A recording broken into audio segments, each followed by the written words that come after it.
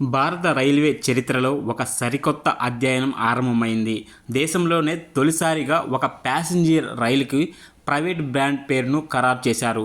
లక్నో, ఢిల్లీ, లక్నో మార్గంలో నడిచే తేజస్ ఎక్స్ప్రెస్ ప్రముఖ శీతల పానీయాల బ్రాండ్ స్ప్రైట్తో కుదుర్చుకున్న ఒప్పందం మేరకు ఇకపై స్ప్రైట్ తేజస్ ఎక్స్ప్రెస్గా ప్రయాణికులకు సేవలు అందించనుంది. Indian railway catering and tourism corporation Sprite బ్రాండ్కు 6 నెలల కాల పరిమితితో ఈ రైల్ బ్రాండింగ్ ప్రకటన హక్కులను కేటాయించింది. రైల్వే వర్గాల సమాచారం ప్రకారం ఆగస్టు 19 నుంచి నవంబర్ 11 వరకు ఇరువైపులా ప్రయాణించే 82501, 82502 నెంబర్ రైళ్లను స్టేషన్లో స్ప్రైట్ తేజస్ ఎక్స్ప్రెస్గా ప్రకటించనున్నారు. ప్రయాణికులపై టికెట్ ధరల భారం మోపకుండా వాణిజ్య ప్రకటనల ద్వారా అదనపు ఆదాయాన్ని ఆర్జించే దిశగా రైల్వే శాఖ ఈ వినూత్న ప్రయోగానికి శ్రీకారం చుట్టింది.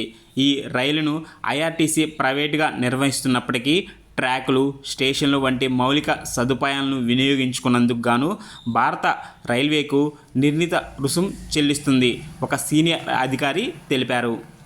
అత్యాధునిక వసతులు, మెరుగైన ఆన్బోర్డ్ సేవలు, వినోద సాధనాలు కలిగిన ప్రీమియం రైలు కావడంతో ఈ పైలట్ ప్రాజెక్ట్ కోసం తేజస్ ఎక్స్ప్రెస్ను ఎంపిక చేశారు.